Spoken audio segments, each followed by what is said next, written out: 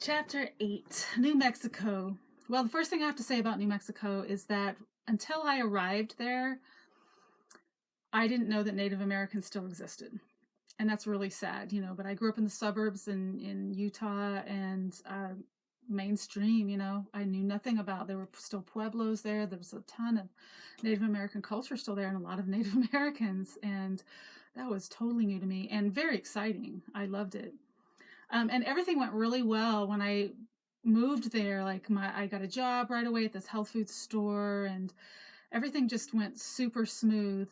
And the school was a 6-month program, 1,000 hours of training, massage therapy, colon therapy, which was like giving colonics, herbology, polarity therapy, and some other related topics.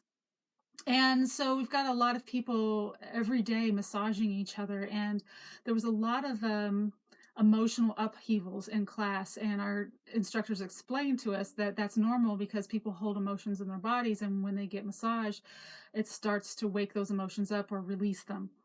And so people were having some pretty big emotional releases in class, and one of our teachers told us that back in the day, they thought they had to close the school because the negative energy in the room built up to such an extreme that it just felt horrible to be in there. And that was from all these emotional releases from people.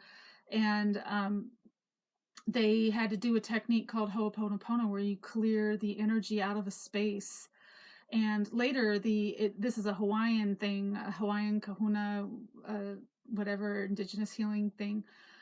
One of the teachers teaches Ho'oponopono, and so he said he felt guided to teach it to me. And basically, from what I remember of it, was just learning using colors, actually visualizing colors to flood through a place and clean the energy. And there was a lot of other stuff to it too, but that's the part that I remember. So they were able to keep the school open and clean out all that negative energy from just doing these techniques. I actually had a friend I had a roommate, a really shy girl who was actually very wild, but very shy. And then there was a guy who lived in the same apartment complex. And he also went to the school. And he wanted to start an emotional release group, like an anger release group. And I was like, oh, that's dumb. I don't have anger. And at this point in my life, I was so unbelievably disconnected from my feelings and so above them. I thought that the way that you become spiritual is to be above all the negative stuff. And so I was in denial, like major denial. And it was playing out, in other ways with my body and health and stuff. So, and I think that was one of the reasons I was so determined to stay on the fruitarian diet when I was, because I was afraid if I came down into my body and started feeling again that I would be sick, because I was sick all the time before I started just rising above it all, So yeah, like my bedroom and my apartment there, everything was white shelves, white bedspread, white walls, everything was white. And that's where I was at that point. And because I was in such a denial of my emotions, then things like what I'm going to tell you could happen, I guess, quite easily. I was working at the health food store. Guy came into the store. The lady who owned the store told him, oh, he knew her. She knew him. She says, oh, Sarah's a massage therapist. And he's like, oh, so am I. We should trade. And I was like, okay. And I gave him my phone number. Did I really want to trade with him? Not necessarily, but I wasn't in touch with those feelings. I was just being pleasant. So he calls me one day and I'm not there, and my roommate answers the phone, and I guess he tells her, Sarah and I were supposed to trade massages, and she's like, oh, well, she's not here, but I can trade with you. And so she went to his house and traded massages with him. And I can't remember the details if she told me about it, that they hung out in the hot tub and traded massages, or if he told me. I think maybe she might have said it, but she was pretty spaced out too. And so then he calls again and says, I traded massages with your roommate. And I'm like, oh, really? yeah, okay. And he was like, yeah, we hung out in the hot tub and we traded massages. And, I was like, okay, well, we can trade. And so I went to his place to trade massages. And then he lets me know that they traded naked because, they're free. And so I was like, oh, okay. Well, I figured, well, if Julie did it and she was fine about it, then, I can. And it creeped me out. Like, I was not wanting to be naked with this guy. Nothing sexual happened. We were both just butt naked, like me giving him massages, he giving me massages. And then the and then the phone rings and he answers it and it's his wife. I didn't know he had a wife and I didn't even think about that. And I don't know how old he was, like late 30s, 40s. And then he starts lying to her in front of me and telling her that he was outside working and that she should call him later. So then after the massage, he's like, yeah, we should get in the hot tub. Me and Julie got in the hot tub and, and then we're in there and he's like, yeah, I can wash you. And he was like washing my back and I'm just not feeling it and just so unempowered and disconnected from my feelings that I could do anything about it. So, that was my journey, but luckily nothing happened. And then there were some hot springs up in the mountains an hour outside of Albuquerque where I was at the school. The Jemez Hot Springs. It was just north of an Indian pueblo there, and it was so gorgeous, so beautiful. And we used to go up there a lot. So I went up there with a group of people one time in the winter, and it was snowing when we were coming back, and I slid and fell and landed on a metal stake on the ground and put a hole in my back. And I put my hand over the wound when I got up, and I just visualized sending it energy, and I tried to relax. And we had to hike all the way back to the van. It wasn't terribly far, but it didn't hurt, and it wasn't bleeding, which was really unusual. And then when I got in the van and I laid down, I started feeling all this anger come out of me, and I was so disconnected from real feelings. So to have this anger come out was really unusual, and I was like, whoa, what is this? And then I had to go to the hospital and get it sewed up, and I needed 13 stitches. So that night I went to sleep and I had a dream. I had a dream that I was walking down the road and I stepped on a piece of glass and it put a hole in my foot. And when I bent down to squeeze the glass out of the hole, the glass came out and then a bunch of rocks and other things that were in my foot came out also. And when I woke up from that dream, I was like, well, that's really symbolic. I wonder if that's connected to what happened with the hole in my back, and now suddenly anger is coming out.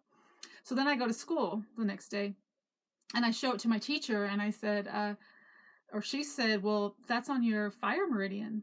She's like, do you have anger? And like I said, I didn't think that I did. Around the same time,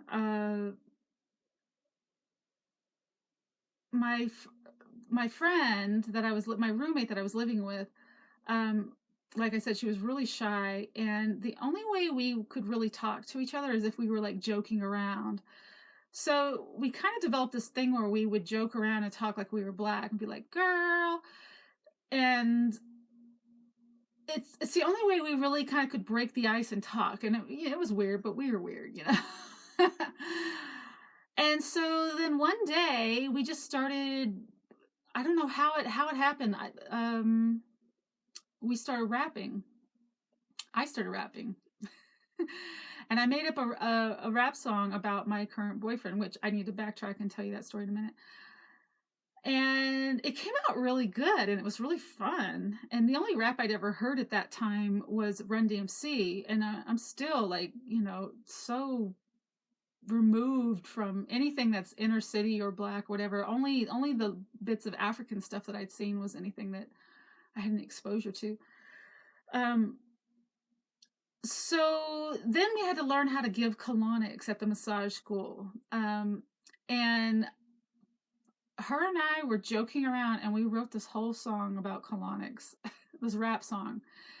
And it was really silly and funny. And we ended up performing it in front of the whole massage therapy school because we thought it was so clever and fun. And our teachers were like crying. They were laughing so hard. It was just so silly. So that was pretty fun. But okay, so one of the guys who was when I fell and put the hole in my back that was there from my massage school. His name was Sean. He was a half Japanese guy, really cute, very sweet.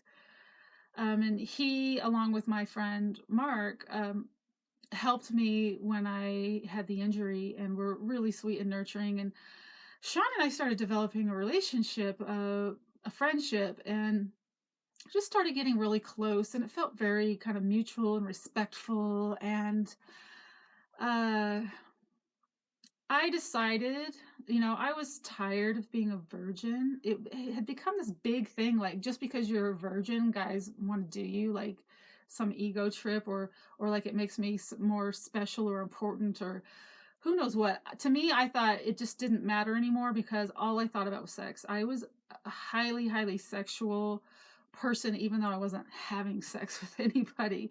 I mean, I figured out how to masturbate when I was 5, and I used to go over to my friend's house in Kentucky, and I don't know how this came about, but I'd be like, we'd spend half the day in her room masturbating, not with each other. Like, I'd be in the closet and she'd be in the bed or whatever. It was just like this thing we did all the time.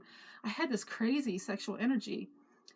And I guess it was, just a natural flow of energy that I had going on, but I had never acted on it.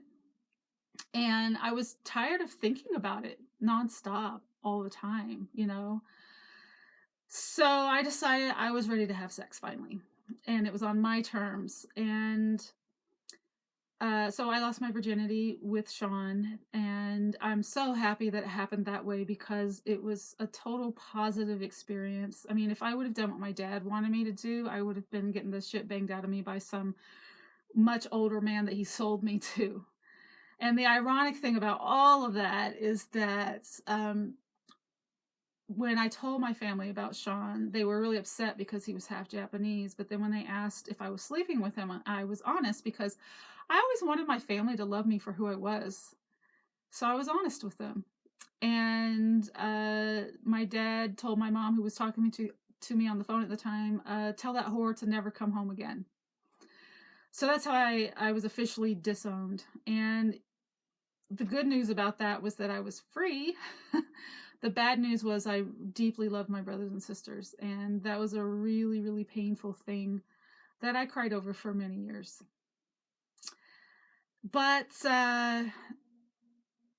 in hindsight, it's amazing how you can look back and really see the importance of events that happen. It was so important for me to have that disconnection so I could finally find myself and live my life according to my own heart and not according to their judgments and their rules and the control.